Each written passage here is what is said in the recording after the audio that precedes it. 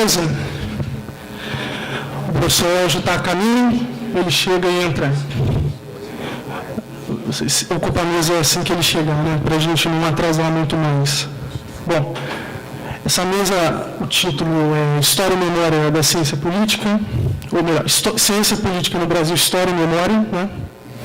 E os nossos convidados, o professor Glaucio Aridilon Soares, sociólogo e cientista político, mestre em Direito pela Tulane University e doutor em Sociologia pela Washington University of St. Louis. Lecionou em diversas instituições, como a Universidade da Flórida, da Califórnia, o UniPerj e o IESP, né? O professor Elgio Trindade, que está a caminho, é graduado em Ciências Jurídicas e Sociais pela PUC do Rio Grande do Sul, doutor em Ciência Política pela Universidade de Paris I, Sorbonne, professor da Universidade Federal do Rio Grande do Sul, universidade da qual ele foi reitor, e também foi reitor da UNILO, né, Universidade da Integração Latino-Americana, exatamente. Professora Lúcia Lippe é graduada em Sociologia pela PUC do Rio, mestre em Ciência Política pela UniPerj e doutora em Ciência Política pela USP. Professora da Fundação Getúlio Vargas e pesquisadora do CPDOC da mesma instituição. Professora Cristina Borque de Holanda, graduada em Ciências Sociais pela Universidade Federal do Rio de Janeiro, mestre e doutora em Ciência Política pela UniPerj, professora do Instituto de Estudos Sociais e Políticos do IESP, desta casa, e é secretária executiva da Associação Brasileira de Ciência Política. E o professor João Félix Júnior é graduado em Ciências Sociais pela Unicamp, mestre e doutor pela City University of New York, professor do IESP e vice-diretor da casa. Bom, vamos dar início ao professor Glaucio. Bom, o senhor quer na mão ou quer botar no... Põe aí.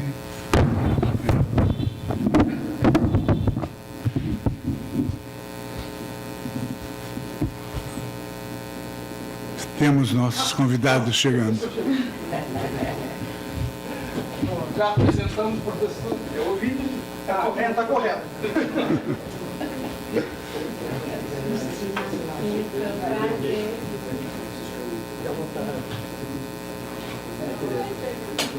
Queridaço, como é que você está?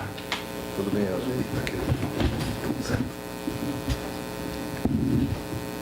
Culpa é do meu condutor. Eu tomar um cafezinho também. Bem afundado ali. Acho que dá para subir aqui. Eu acho que essa será que não está subindo.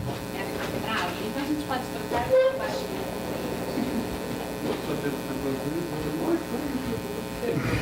Só me dá o meu próximo. Veio dali aqui via Barra da Tijuca, igual taxista que pega a gente no Rio. A primeira vez que eu ouvi falar em modelos caóticos, eu era professor na Universidade da Flórida e assisti uma palestra absolutamente maravilhosa de uma pessoa que depois eu passei a identificar como absolutamente maravilhosa, que é o Stephen Jay Gould, e por várias razões. Nessa palestra, ele falava a respeito de decisões que foram tomadas durante a Guerra Civil Americana e que teriam tido um impacto muito grande e que o resultado poderia ter sido outro. Que decisões? Numa delas, os canhões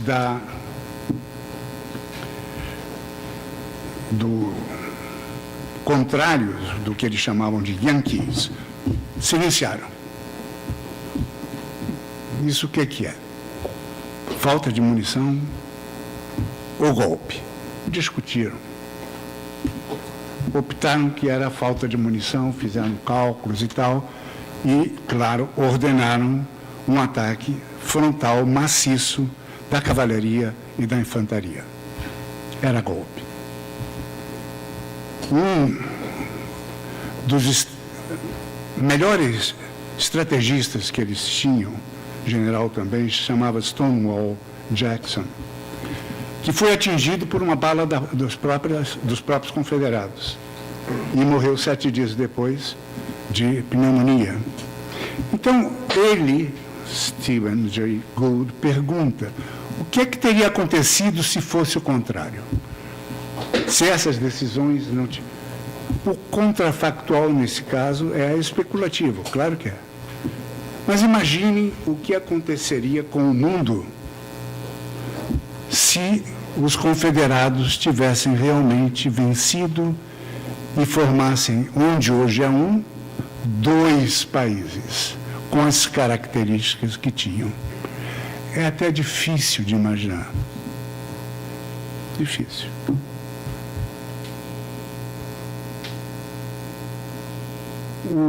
Eu tive uma experiência pessoal com esse modelo. Talvez alguns se lembrem, em Brasília, há talvez uma década, talvez mais, um índio foi incendiado na rua, o índio Galdino. Qual é a história? Ele iria voltar para a sua tribo, que é em Pernambuco, no Nordeste, todo mundo sabe, mas perdeu o ônibus. O seguinte era de manhã, 6, 7 da manhã, e ele tinha 2 opções: voltar para, eu acho que estava em Samambaia, ou dormir na rua, dormir ali mesmo, e esperar o ônibus. Ele optou pela segunda, porque a ida e a volta a Samambaia eram complicadas, demoraria muito. Custou a vida. Ele resolveu dormir na rua, passam esses 4 rapazes de classe média, filhos de dentista e outras coisas, olham para o índio, eles não gostavam de moradores de rua, jogam álcool, gasolina, não me lembro bem, tacam fogo e Galdino morre, queimado. Uma morte horrível. Um tempo depois, eu fui convidado para participar de uma mesa como essa, discutindo, comentando tudo que tinha que ver com Galdino. Estava falando, havia inclusive indígenas na sala, e de repente me veio à cabeça aquela decisão que Galdino tomou de dormir na rua não afetou somente e muito a sua vida. Eu não estaria ali se ele não tivesse tomado aquela decisão. Todos os que estavam sentados ali não estariam ali se ele não tivesse tomado aquela decisão. E toda a teia, a rede de consequências, mini, média, talvez alguma maxi, para a vida de todos os que estavam ali, ouvindo, participando, seria diferente. Aí eu vinculei o que estava acontecendo com a palestra do Stephen Jay Gould. E me dei conta de que há muito a explorar com essa ideia de efeitos caóticos, em que pequenas coisas produzem grandes efeitos e pode ter feedback, que é a definição que eu entendo. É bom ter filho matemático, que você naufraga feio, né? Então pega aí o telefone, agora é o WhatsApp, não sei o que, e se atualiza, e eu me atualizei um pouquinho, e foi isso. No final dessa curta palestra, nós vamos ver por que isso é importante. Cláudio Moura Castro estudou na FACE, Faculdade de Economia da UFMG, e escreveu um livro sobre o Dr. Ivon, que foi quem começou com o primeiro sistema de bolsas de que eu tenho conhecimento. O Ivon era um advogado. Tinha não conhecimento de economia, nem de ciência política, ou sequer sociologia, mas era hábil e tinha princípios muito importantes. Quais? Os professores deveriam ser, idealmente, de dedicação exclusiva. Naquele tempo não havia isso, quase, só na USP e em um que outro lugar. As bibliotecas deveriam ser muito boas, vamos investir em bibliotecas. E surgiu com essa ideia nova, super nova, bolsas baseadas no mérito para estudantes. Todo o período coberto por essas iniciativas do Dr. Ivon, que encontrou muita resistência na UFMG, até que o reitor, creio que se chamava Aloísio, corrija-me, é o Eljo que está bem a par de tudo isso.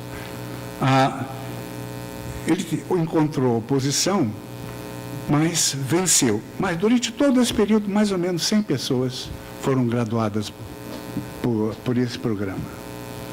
E o Cláudio Moura Castro, sendo um desses bolsistas, depois foi, não sei se presidente ou diretor da CAPES, o que a CAPES tem?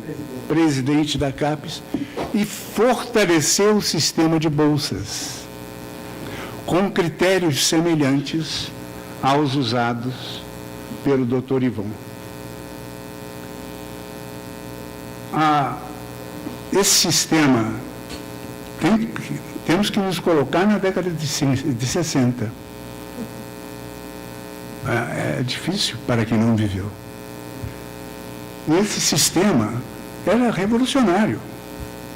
Atraiu muito bons alunos e formou-os também.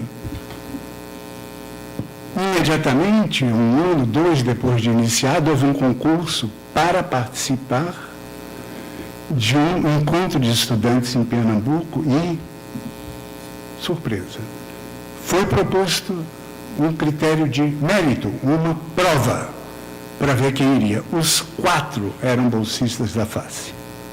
Os 4 que foram, hein? Te digo aproximadamente, isso daí é década de 60 ainda. Tá? Cláudio, o Edmar Baixa, e os outros 2, o autor não menciona. Eu estou trabalhando sobre fontes secundárias aqui, porque eu não sou mineiro, não tenho nenhuma das habilidades dos mineiros.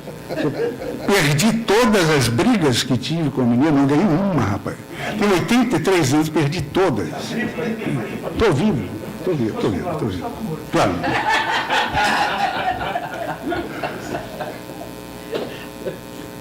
É interessante que, de acordo com o Cláudio, o Dr. Ivon não tinha as habilidades que ele queria que os alunos tivessem. Ele não era um pesquisador, ele não era um grande estudioso. Possivelmente, nessa sala, poucas pessoas têm ouvido falar dele. Né? Não obstante, essa pessoa, talvez alguns definiriam como injustamente obscura, gerou um produto que teve consequências, e vocês verão, talvez tenha tido consequências sobre cada um de nós. Todos os que estão aqui também. Os alunos recebiam essa bolsa para graduação, mas no decorrer de um período intensivo de estudos, na graduação surgia a ideia de pós-graduação. Ideia revolucionária, não eram muitas as universidades que ofereciam pós-graduação. Eu, quando estudante na PUC daqui, quem dirigiu o programa tinha um mestrado, outro professor tinha um mestrado, os outros não tinham nada. Nada. Gente comum e corrente, como todos nós nascemos. Né? Houve outros programas que também tiveram certos aspectos.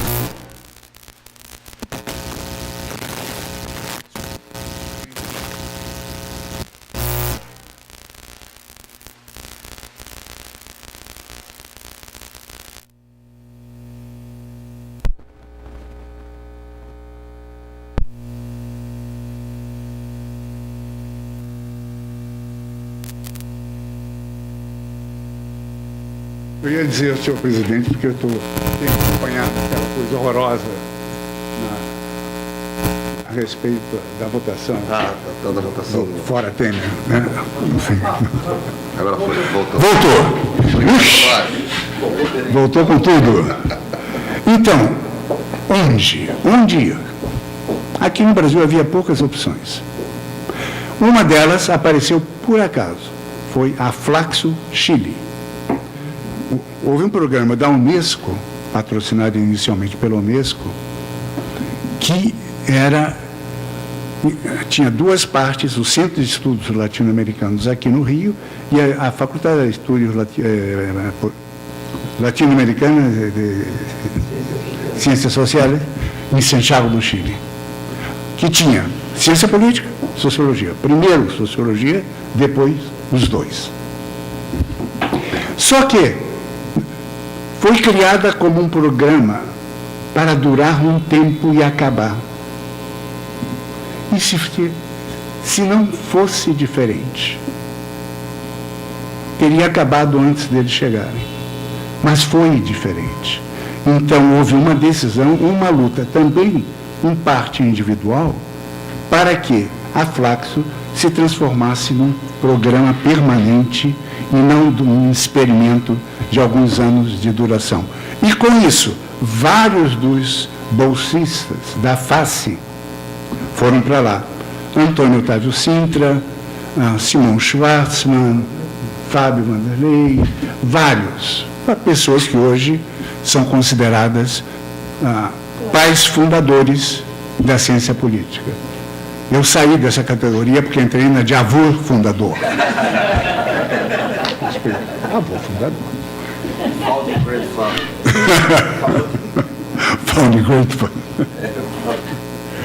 Mas depois, nesse momento, também estava acontecendo uma outra coisa.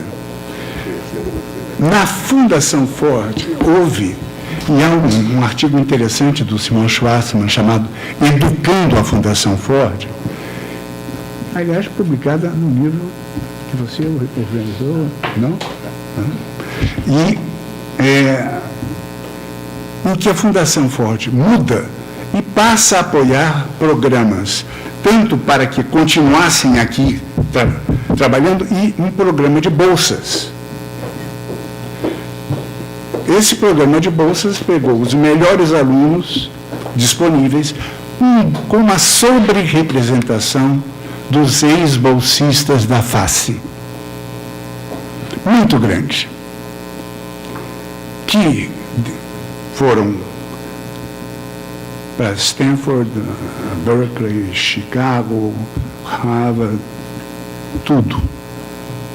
Eu me lembro de uma vez, era 1968, que horrível.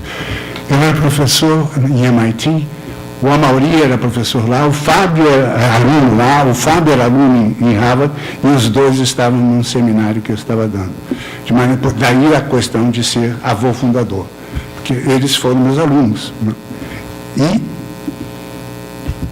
esse grupo que saiu voltou e causou muita mudança, né, nas ciências políticas, mais do que na sociologia, porque era um programa pensado pelo Kalman Silver, pelo Peter Bell, que eram...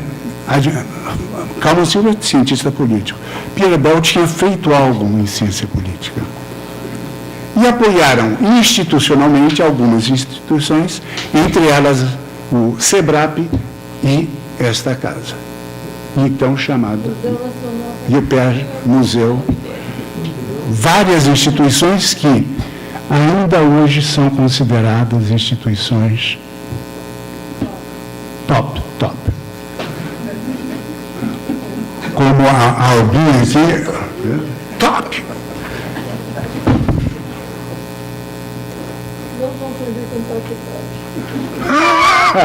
Não. O Cláudio Moura Castro juntou, e eu agradeço, porque facilitou minha vida,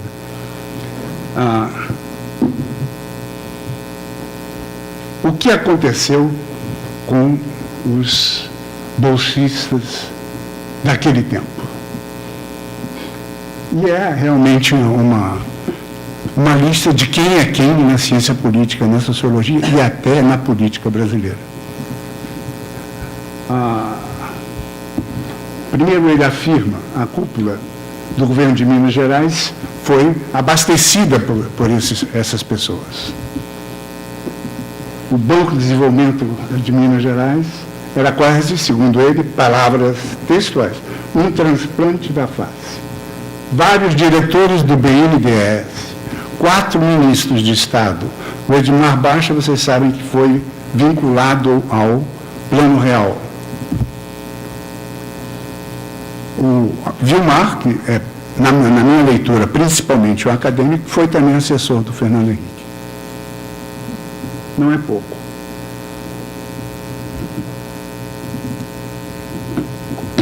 Rapaz, eu... Tem os trotskistas que Tem. Mas Simão, que fundaram a política operária, fundaram a política operária, Polop. Quem se lembra dela? O perigo é de que isso fique uma memória de geração. Por isso que nós estamos aqui. Por isso que estamos aqui. Por isso, uma excelente iniciativa. Agora, diretor da Flax, rapaz, não, Modesto? hein? Fosse o diretor da Flax. Ô, cara, peraí. Pega a mão. Deixa eu dar um depoimento. Deixa para você. A sua primeira esposa, maravilhosa. Teve coisa aí que eu não sabia. Era uma costarricense Panamenha. panamenha, aristocrática, das montanhas, do café. Militante do Partido Comunista Panamenho. Pois é, mas aí quando ela foi estudar antropologia no México, no segundo ano ela estava com as colegas ajudando os guerrilheiros, as comidas e coisa e tal. Mas o que importa é o charme do diretor desta instituição chamada Flax. Então eu perguntei, mas aí, o que tu lembra da Flax? Naquele tempo eu era apaixonado pelo meu marido, eu não lembro de nada. Só pensava nele. Ah, que bom, hein? Tem certeza? Então faz 4 anos que ela fez isso. Nossa, mãe. Foi professora do As últimas cartas de telefonema não são corretas. Eu vou pedir ao Férez que me ajude, porque os que estão em vermelho, os Quer que nomes eu em leia? vermelho. Vamos lá, Quer que eu leia? por favor. Fábio Vanderlei Reis, Sociologia, PhD em Ciência Política pela Harvard, professor da UFMG, Fernando... Ah, só em vermelho. Tá Só bom. em vermelho. Depois tem o Herbert José de Souza Betinho, Da face. líder estudantil, ativista social, fundador de base da Ação da Cidadania. E, por fim, José Murilo de Carvalho, Sociologia, PhD em Ciência Política pela Stanford, professor da UFRJ, membro da Academia Brasileira de Letras e da Academia Brasileira de Ciências. É isso. E esse E por fim- do convento franciscano do Rio Grande do Sul. É mesmo?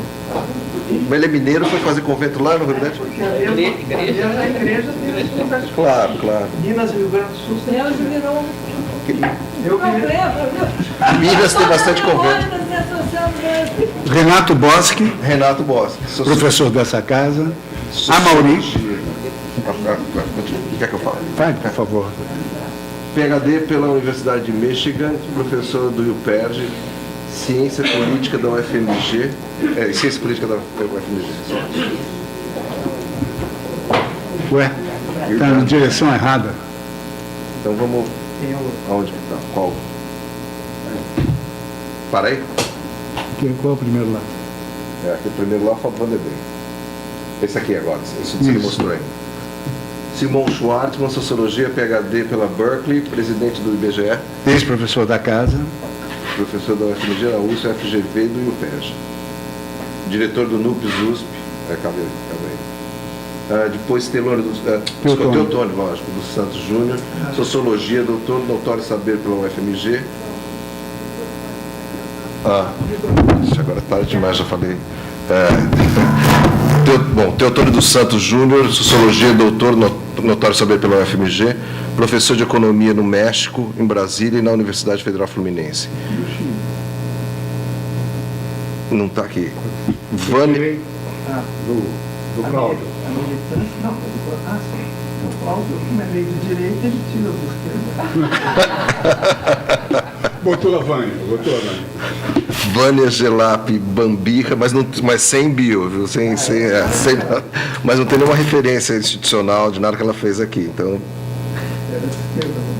Vilmar Faria, Sociologia. Pensei que você fosse Jacob. PhD pela Harvard, assessor da Presidência da República, Vinícius Caldeira Brant. Ah, não, desculpa. Eu não sei se o Olavo Aqui não foi tem. da face. É mais jovem. Foi geração mais jovem da face. Você Olavo, Renato, Elisa Reis. Elisa Reis está aí. Daqui já é. Mas tinha um que cuidava dos bolsistas, que eu não estou lembrando, que era professor daqui também. Morreu há pouco tempo. Cândido escreveu um belo artigo sobre ele. Ele é um sociólogo daqui, que era o que cuidava dos bolsistas que estavam estudando realmente. O Mauri? Não. Não Marcos Ah, Figueiredo. vem cá. Também quem eu sucedi aqui, que ensina. Marcos Figueiredo? Marcos Figueiredo, não. Aquele rapaz que trabalhava em criminologia, ele foi da face. Eu vim. Quando, Edmundo. Edmundo. Exatamente. Esse era bom também, esse era bom. Ele cuidava dos jovens. Eu tentei levar o Edmundo para a classe. Não deu.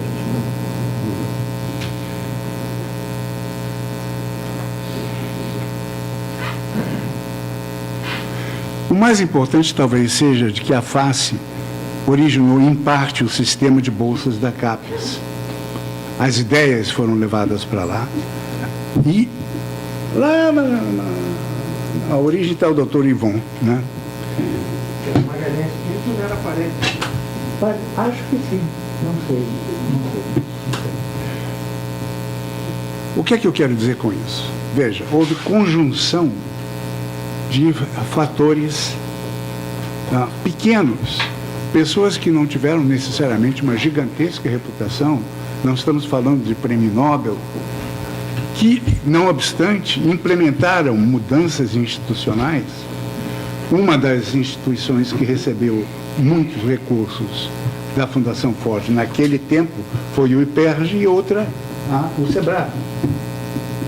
Então, esses professores e professoras, essas instituições, esses recursos estão vivos nas instituições de hoje. Não há como pensá-los sem fazer referência a esse passado.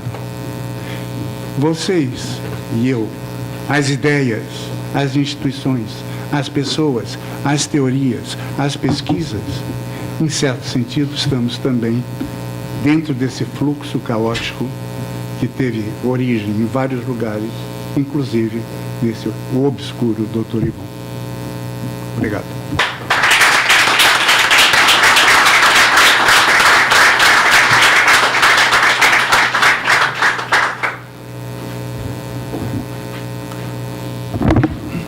Bom, vamos passar a palavra ao professor de Trindade. Professor, você vai projetar direto nesse computador? É melhor a gente mudar de lugar, por causa do fio. Não, mas deixa, eu não vou projetar. Deixa eu falar. É só botar aqui. Ainda mais pro... Porque o fio não... Sim, claro. O fio não chega. Ah, tudo bem. Se quiser, tudo Não. Eu fiz uma coisa esquemática. Bom, boa tarde a todos, os colegas de mesa, a nossa mediadora, que queria saber antecipadamente sobre o que eu ia falar. Gaúcho não diz sobre o que vai falar nunca, aprendi com o Getúlio.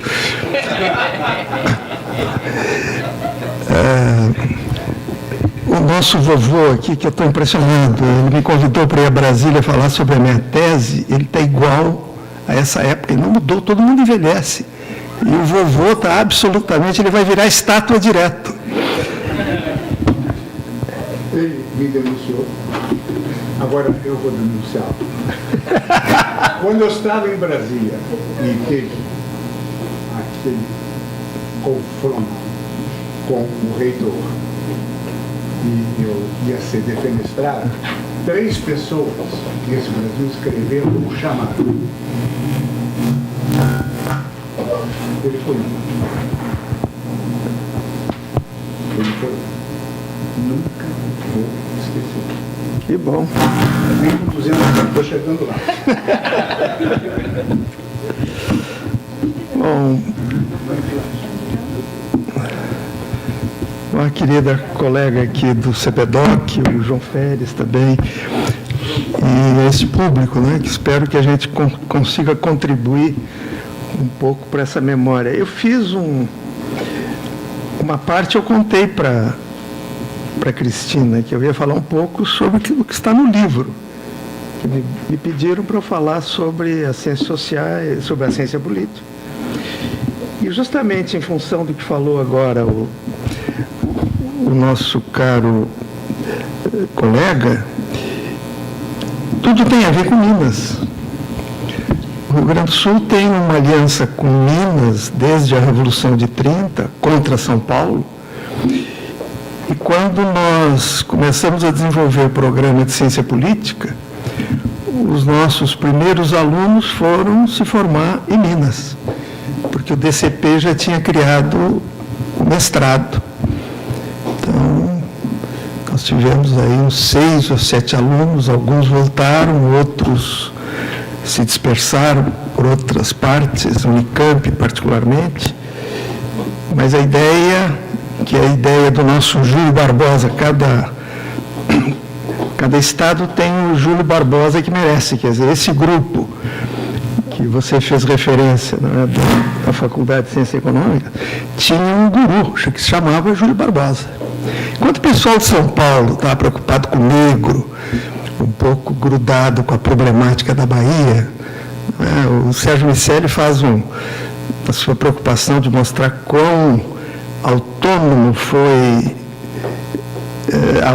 quão autônoma foi a comunidade acadêmica da USP, por lá se produziu ciência, e quão comprometida com a política estava a do Rio, tão próxima do poder central, e por isso não produziu propriamente ciência política, não teve essa autonomização que para ele é fundamental. Só que depois tem a vingança, né? Se nós tivemos aqui o ISEB, que foi um exemplo de engajamento, de comprometimento, depois do governo Fernando Henrique, a USP ficou igual ao que era no Rio. Muitas instituições, era o lugar que se fazia pesquisa, se encomendava pesquisa. Tem colegas nossos que ficaram ricos, de tanto fazer pesquisa para o governo. Quer dizer, essa autonomia desapareceu. E nem por isso se revisou a história da USP, apesar da crise que ela está vivendo nesse momento. Bom, então, nós começamos, então, a relação com a UFMG, não só mandando alunos, mas isso é importante, foi o que eu tentei dizer no meu artigo, a ciência política no Rio Grande do Sul, que também teve um apoio da FOR. Nós ganhamos dinheiro para fazer uma boa biblioteca de ciência política e, ao mesmo tempo, apoio para pesquisa. Não era um projeto institucional como foi o DCP, como foi o IUPERJ, como foi o Museu Nacional, que receberam doações substantivas. Mas, sem dúvida nenhuma, o Peter Bell e outros professores visitantes que nos visitavam estimulavam fortemente o desenvolvimento da ciência política e numa perspectiva que eu diria antiditadura e, sobretudo, com uma perspectiva aberta. Estou esquecendo agora o nome de um dos professores visitantes que levou todo um grupo para os Estados Unidos para fazer doutorado. Como é o nome dele? Frank Bonilla. Sujeito maravilhoso, saiu do MIT. Foi uma coisa que talvez poucos saibam, se apaixonou por uma